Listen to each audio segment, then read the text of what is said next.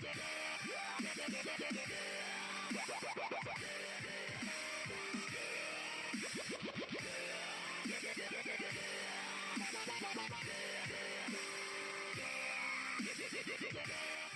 สดีครับคือบิมครับ N3F นะครับผม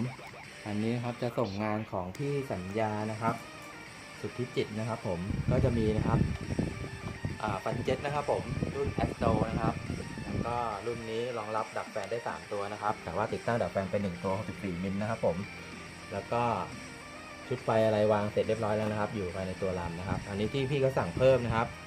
ก็จะมีนะครับ receive นะครับผมอันนี้เป็นอุปกรณ์นะครับไว้ประกอบและซ่อมนะครับผมเนี่ยประกอบปินเข้าไปครับผมทากาวให้แล้วบางๆนะครับ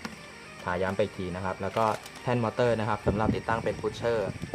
เพิ่มเข้าไปด้วยก็ได้นะครับแล้วก็อันนี้เป็นแบต4เซลล์นะครับเป็นแบตของ Tattoo นะครับผม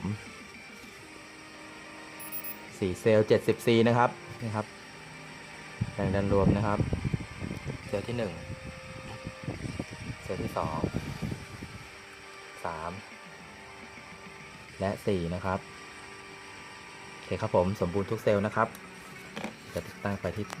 จะเอาไว้เล่นลำนี้นะครับผมเพราะว่าเป็นดักแฟนเนี่ยต้องเป็นแบตเตอรี่ที่รอบจัดๆหน่อยโอเคครับส่วนการบินก็เฟิร์สไปให้แล้วนะครับผมตามคลิปนะครับก็เครื่องบินบังคับ N3F ขอบคุณพี่ๆลูกค้าทุกท่านมากครับผมมาบินกันครับครับผมก็ฝากงานคลิปต่างๆของ N3F ด้วยนะครับผม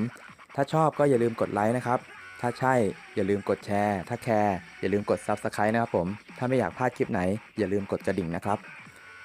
N3F สวัสดีครับ